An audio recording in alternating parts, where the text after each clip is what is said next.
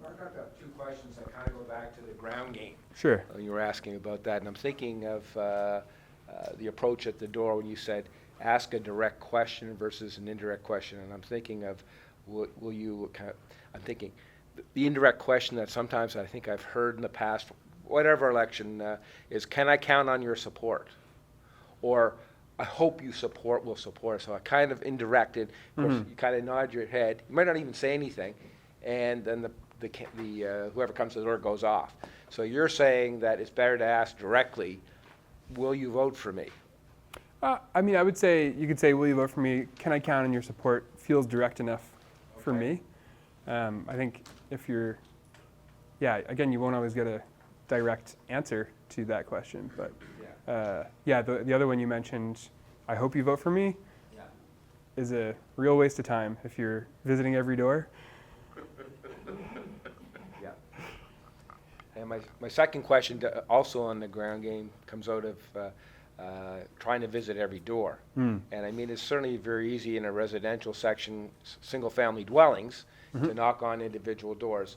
And also in the case of, maybe duplicate units, one on top, there's individual doors to go and knock on. I guess what's the difficulty, and I'm thinking not so much, I'm sure it's a bigger difficulty in Halifax and area. We have apartment buildings. You have to go through a main door first to get to individual apartment doors. Is there anything you can share with how we can approach it? Get around that? Yes. Yeah, so I'm speaking with about 95% confidence because I don't know if it applies to municipal elections, but I will check and let you know. And we'll put a little annotation thing in the video here once we figure it out. So in other elections, and I assume it's the same for municipal elections, is that the electoral officer, the returning officer, will print a letter that essentially says, the law says you have to give access to candidates to knock on doors in your building, even if you have a no solicitation sign. And Lisa, do you know, you've done this before? That's true. That's true for municipal elections as well? That's what I used the last time. Okay, great. You can't put a poster up. Right. But you can knock on doors with permission from the landlord first, and a specified time. Okay. So if they say you could go Friday night between 7 and 9, that's when you can do it.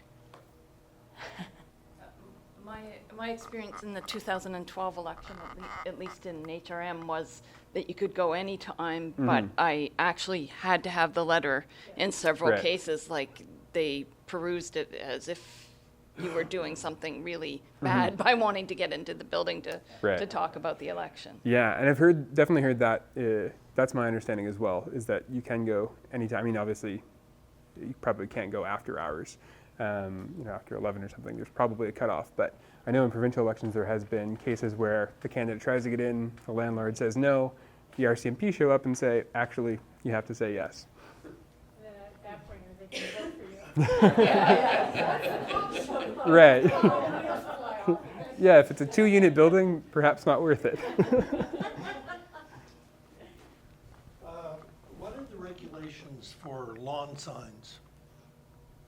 Lawn signs. So that would be, we'd have to check the act, but usually the only regulation is permission of the property owner, and they have to be a certain distance away from the polling station. So if you live next to the school that the election is in, there might be some prohibition on whether or not you could put it down. And then public areas, I believe you're not supposed to use them, but it's generally unenforced. So like the median between the roads, that sort of thing.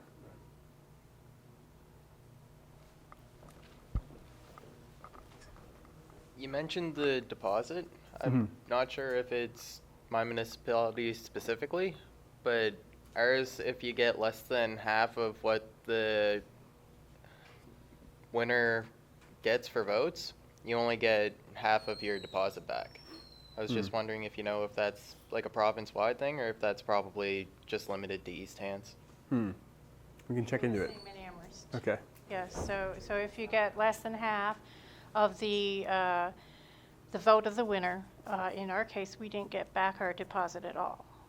Okay. So, For us, we get $100. well, there you go.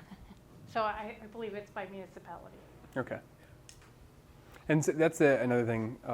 We do our best to prepare general information, but there's 50 plus municipalities in Nova Scotia, all managing their own elections. There's some rules that apply, but a good rule of thumb is when in doubt, if it's not in the Elections Act, then take a look at what your local office policies are. So I don't have a question, I just have a statement about Sure. the ground game. People are busy, and even people that are home are busy. Sometimes they don't have time to talk to you. Think about when you're knocking on the door, and the door opens up, and you've got 3 kids under the age of 6, and cats and dogs running around, and the wife or the mother is standing there, and I can't talk to you right now, and it's very obvious. You can make an appointment to go back or leave her with the flyer and have them contact you. So some of these people that say, yeah, I'll vote for you, and then the door closes and you never hear from them again, it's because they are busy. So you need to make that initial contact as beneficial as you can, but don't take up too much of their time, right? Because if they're running around chasing cats and dogs and kids, they really don't have time for the long, sordid campaign. You just say, hi, I'm Lisa, I'm running for election, here's my brochure, and if you'd like to contact me, my name and number and email is right here, and I'd be happy to come back to you and speak to you at another time when you're able to settle things down in the house. So you have to be able to work with them, and not to your schedule. You need to be able to work to their schedule. Another thing that you're reminding me of is that another rule, it's not really a full campaign rule, but one to have on the doorstep is to have an aide, or kind of like a person that will have either better judgment or the ability to exercise it in a way that looks better for the candidate. So you're going to get to a door, I would say the vast majority of doors, based on the limited amount of door canvassing I've done for issue campaigns, people will kind of nod and smile and say yes or no to your questions with the idea that they want to get rid of you as quickly as possible. Some doors, you will get people who will invite you in for tea or drinks, or simply keep you at the doorstep to talk your ear off. And oftentimes there's a bit of a Venn diagram, but oftentimes these are the people that are never going to vote for you or your campaign. And sometimes they could be even working for another campaign, knowing that if they take up your time, then you can't get to the doors of voters. So a role that often is played, and the first rule of thumb is never door canvass alone, is to have somebody with you who can say, oh, we're late, we got to go. We have somewhere to be, to take you away from the door, because the last thing you want is to be the one taking yourself away from the door, because obviously that looks like you're ignoring. And then you can be the one that plays I wish we had time to talk about this, but this guy is just,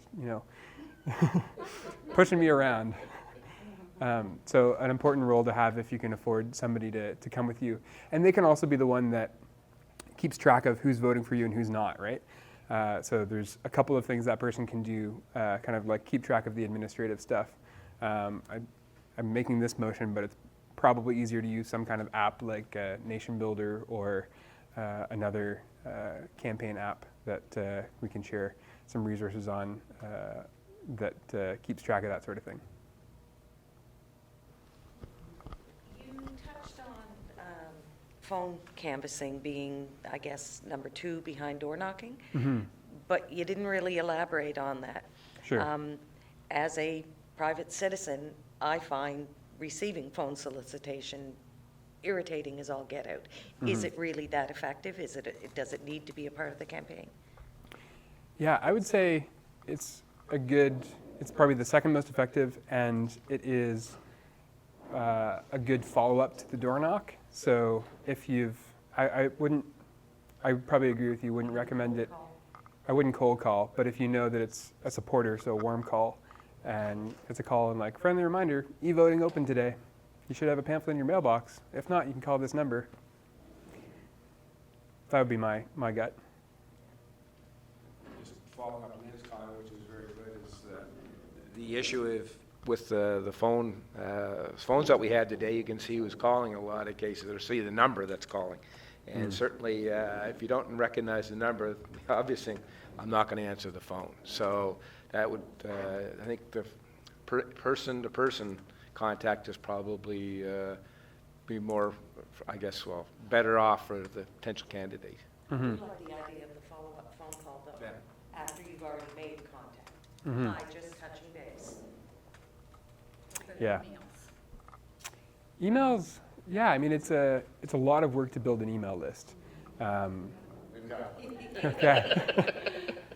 Then if you have one, I guess it's the simple rule of thumb is easy to send, easy to ignore, but it's easy to send. So if it takes, an hour to write a really compelling email and it gets you a few $100 in donations, or a few volunteers, or a few people who confirm pledging to vote, that sort of thing, can't hurt.